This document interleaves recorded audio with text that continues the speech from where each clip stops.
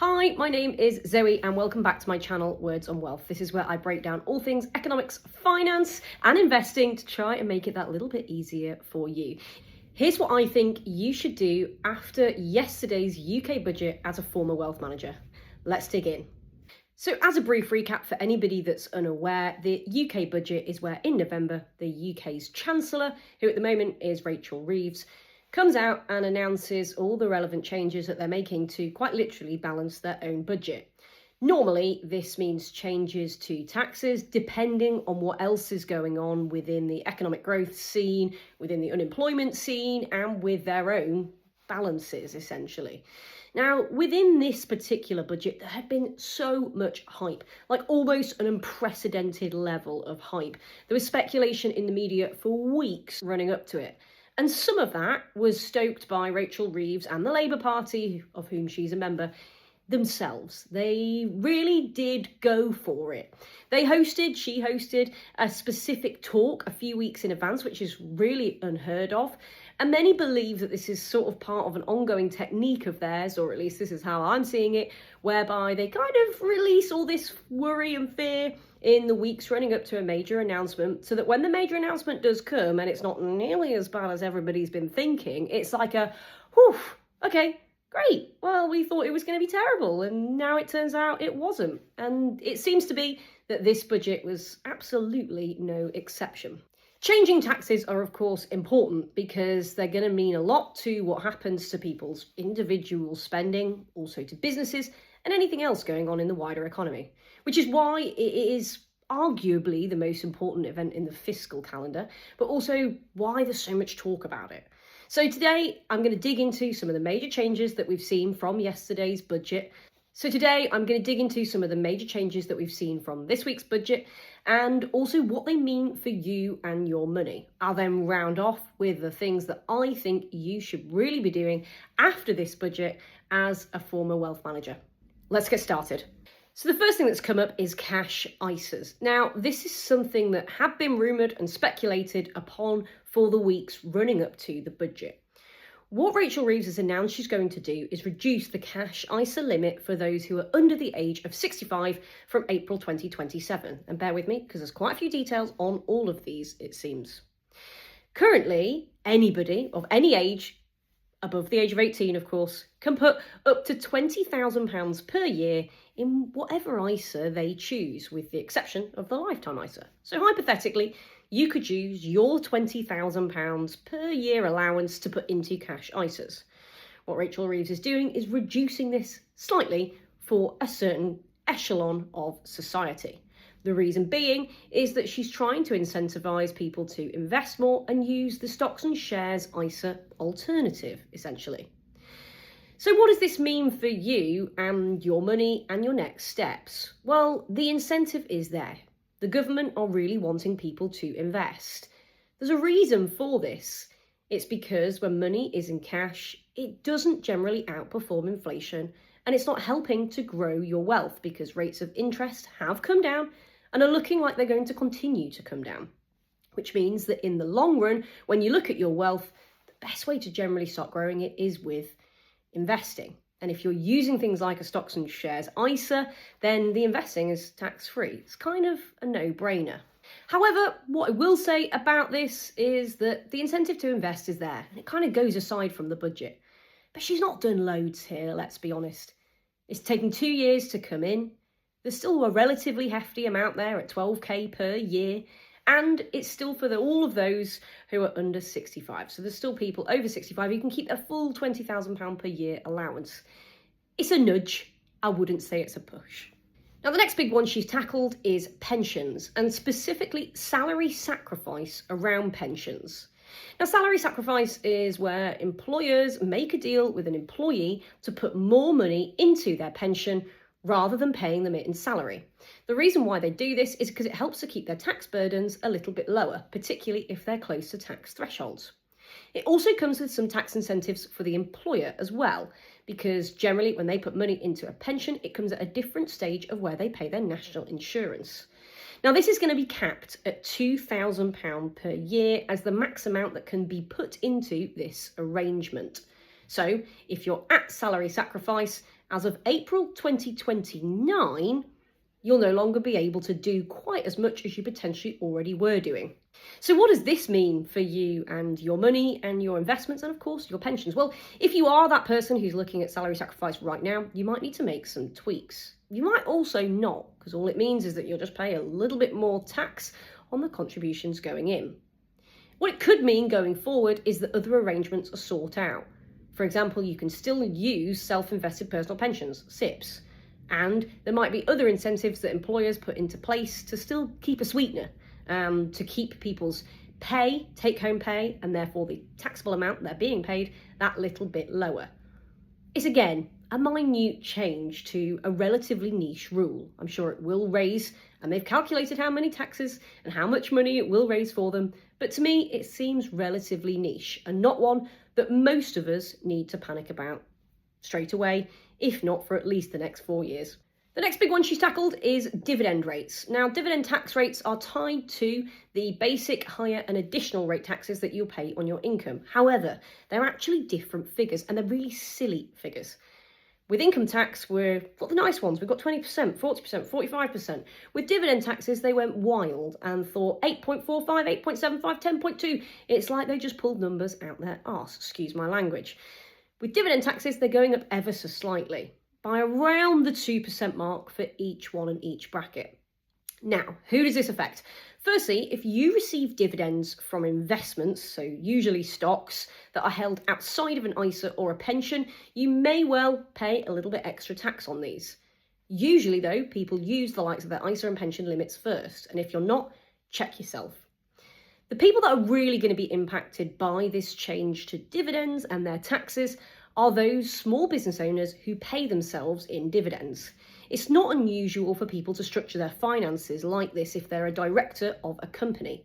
The reason being is that dividend taxes are generally lower than income taxes, and they'll usually balance ways of paying themselves a salary, which falls into the income category, and dividends. So those likely to be hit the most are small business owners who pay themselves some dividends. If you're one of them, what you might look at doing is finding other efficient ways, or indeed paying yourself, for example, less dividends and potentially more salary, or finding alternative ways of taking money out of your business. Next up, we've got property and interest tax. So what Rachel Reeves has decided is that she is increasing taxes ever so slightly on income received from rental properties. She's increasing it by 2%. And she's also increasing the taxes on interest received from cash in savings that's earning interest, again, by 2%. So what this is doing is pushing people once again towards, you got it, those stocks and shares investments. She's trying to nudge people away from holding multiple properties and earning large streams of income from them because they're going to be taxed that little bit more. And she's trying to nudge people away from keeping money in cash and earning large amounts of interest because she's going to tax them more. Now, again, when it comes to property, there are certain allowances in place, and many people structure, particularly a property portfolio, in a way that they're held in a company, for example, to try and circumvent some of these taxes. But some may well be considering the merits of owning some sort of rental property right now, or indeed, again, the kind of rates at which they're taking the income out of that property. When it comes to that savings and interest rate, the incentive is really clear for what we can all do with our money. It's firstly use those cash ISA allowances wherever possible. It's then make sure that we're using the savings allowance if we've got them, and they can be shifted between married couples. For anybody that's unaware, basic rate taxpayers can earn up to £1,000 per tax year in interest on cash in the bank before they pay tax. Higher will have 500, and additional rate taxpayers have nothing. So if you're holding large amounts of cash, keep it efficient wherever you can, because the tax rate is going to go up from April 2027. And you might even consider, again, moving towards what Rachel clearly wants, which is that investing topic. On the agenda next is then the matter of fiscal drag and income tax brackets. There was a lot of chatter beforehand around the potential for Rachel Reeves to lift income taxes. Now, this would have been the first time it had ever been done by a Labour Chancellor. I say ever. It had been the first time it had ever been done in the last 50 years. It was going to be unusual as a move, and it's fair to say relatively unpopular. The vast majority of people pay income tax on income, and most people in the UK don't want to see that tax rate go up. But she hasn't raised income taxes. What she's done is frozen the thresholds. Now, what this means is good news for everybody that hears that. Okay, great, we've got away with it. Income tax has not gone up, breathe out. But actually, what it means is that whilst we see inflation continue to climb and therefore wages continue to go up, more and more people will likely be dragged into higher tax brackets and therefore paying more tax on their income automatically. The reason for this is because of a phenomenon known as fiscal drag. Sounds kind of obvious, but let me just go through it again. As inflation goes up, wages go up, and that means that people earn more and therefore end up paying more tax by default. So it's kind of a cheeky little one. It's a sneaky one, I certainly think. It will, they argue, raise taxes for them over the long run, but it's not a quick fix. Now, what can you do about this when it comes to your earnings? Well, frankly, not necessarily huge amounts, but it might make you consider, for example, taking certain pay rises that could push you into higher tax brackets, if that's applicable. It might also make you consider, for example, other efficient ways of earning income. I talked a little bit there about the likes of directors taking dividends as a way to pay themselves if you've got a company. Some people might be considering things more in this realm, particularly if they're going to see themselves bumped into a higher tax bracket. Okay, so we're coming on to some of the smaller ones now. And the next one is the mansion tax, or so-called mansion tax. Anybody that owns a house over the value of 2 million will be now paying slightly higher rates of council tax. There's also a banded system, so 2 million, 3 million, 4 million, 5 million, and so on will pay more and more the more that the house is worth. Now, this for most might seem relatively fair, but if you take a look at the view on house values in London and the southwest and southeast, it's not superbly difficult to have a house that's worth over 2 million. For me, the jury is out, but it certainly will be one that changes the outcome and... For me, the jury is out, but it certainly will impact some families in these regions who suddenly are faced with a higher council tax bill. So what can you do about that if you're in that situation? Well, they are saying that there's some exemptions for those that might not be able to pay it. For example, if they have no income, but they do just live in the property. It may be worth exploring that if you find yourself in that situation. And for others, it may well put a little bit of a cap on moving or looking at properties that are worth around that value, because the incentive has just been removed to buy when they are looking at that sort of price bracket. The two-child benefit cap has also been scrapped. Now, this has been hugely controversial amongst Labour MPs because it's seen as one of the main reasons for higher levels of childhood poverty in the UK than necessary. The two-child benefit cap is essentially looking at those who are on universal credit and stopping a certain level of benefits beyond 2 children. Now, this being scrapped means that families with more than 2 children will now get more money. It's certainly controversial, but I personally think no child chooses or wants to be in poverty, and no child should be in poverty in 2025 in the UK. This is supposed to pull at least 450,000 children out of poverty. So for me, can't really argue with this one. It does seem like a bit of a win.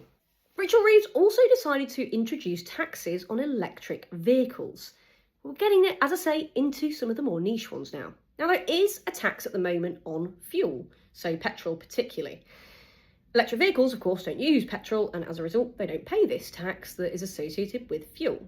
What they're introducing is a tax on mileage. How they're going to do it remains to be seen. I suspect it'll be something through the likes of the MOT, where you go once a year and your mileage gets noted down. But the administration of that, as I say, remains to be seen. So if you have an electric vehicle, it could just get that little bit more expensive. Still potentially not as expensive as owning a fueled car, but it could just get that little bit more expensive. There's not a lot that you can necessarily do to change it, and particularly until we know how these changes are going to be made, we won't necessarily be able to comment. And last but not least, onto some of the fun ones. Fun ones, I say, but also just some of the random and more niche out there ones. First up, she's changed the rules around voluntary Class 3 national insurance contributions. God, there was a lot of words there. Essentially, if you move abroad, you can still make some contributions to your state pension to be able to get something as and when you retire. Certain restrictions have come in around this. You have to have lived in the UK for 10 years before you can do it. It'll be a relatively small amount of people that are impacted by this, but it's worth considering. If you've got, for example, 5, maybe even 7 or 8 years in the UK, you might want to consider making sure that you get to 10 to get some sort of state pension out. Otherwise, those years could be lost. And with the changes to these voluntary contributions that are now there, that could have a real impact. The next thing is then on gambling. There are taxes on certain gambling winnings, and they have just basically been increased. If you are into gambling, this could well impact your winnings. But most would see this as a disincentive, or at least one that's put into place that's equivalent to the likes of alcohol, tobacco and sugary drinks taxes. Now, speaking of sugary drinks taxes, she's also brought an extra tax in on Milky drinks. Don't laugh, I promise you this is something that is in the official documents and was said out loud. Milky drinks, milkshakes, think like flavoured coffees, lattes, have now got a sugary tax on them, just to bring them in line with the likes of Fanta, Coca-Cola, sugary other pop drinks that we consider to be unhealthy. Because actually, it turns out, those Milky drinks have got equivalent, if not more, levels of sugar in them. So they're joining the crew and they're going to become that little bit more expensive. Raising that bit more tax for the government, every little counts. Student loan thresholds have also been frozen, and what this means is that the £25,000 a year, which is currently the level at which people have to start paying back their student loan if they're on the latest plan, will remain at that stage. Now, with also a boost to national living wage for young people, this could mean that you don't actually have to be in a superbly high-paying job before you start paying back your student loan. Not a lot you can do about that. I wish that I could come up with some fantastic solutions, and maybe I will over the next few weeks as I start to mull it over and speak to others about it as well. But it certainly seems a bit of a bummer for those that have just been to uni and are potentially facing quite quick and quite high repayments to their student loan. So there we have it, a major breakdown of yesterday's budget and what I think as a former wealth manager. So for me, here's 3 things that you can do after today's video to get your finances in order on the back of the budget announcement. First up, it's invest. It was so clear that that's what she wanted, and it's, for me, a bit of a no-brainer. Moving away from cash that's stagnating with relatively low interest rates is only going to help you grow your wealth. I've got loads of videos and I'll be doing way more on how you can get started with investing. Next thing is a reminder to check your pension. If you're on a salary sacrifice arrangement, you might want to have a conversation with HR about what that looks like. If you're not on a salary sacrifice, check it anyway. Have a look that you're putting sufficient amounts in, if you could increase it, for example, and also have a look at where it is invested, because believe it or not, unless you're in the public sector, the vast majority of pensions are invested, and people do not realise it and let it stagnate often into a default fund. So check in on your pension. And the third thing is take a look at your wider portfolio. There's been a few changes there to property, be it through rental income, but also to the likes of property values. And there's been changes to holding money in cash. Now, there's ways that you can hold cash with, for example, money market funds, as they're known, within a stocks and shares ISA, which still get equivalent, if not slightly higher rates. Make sure things are still efficient and make sure that you're not going to necessarily fall into the traps. I mean, none of them are happening straight away, but fall into some of these higher tax burdens as and when the changes do come in. So there we have it, a full detailed roundup. Do make sure that you're like and subscribing these videos if you're enjoying them, and drop in the comments with the one thing that you thought about this week's budget. I'd love to hear what people's opinions are, and of course, if there are any videos that you want to see coming up. Bye for now.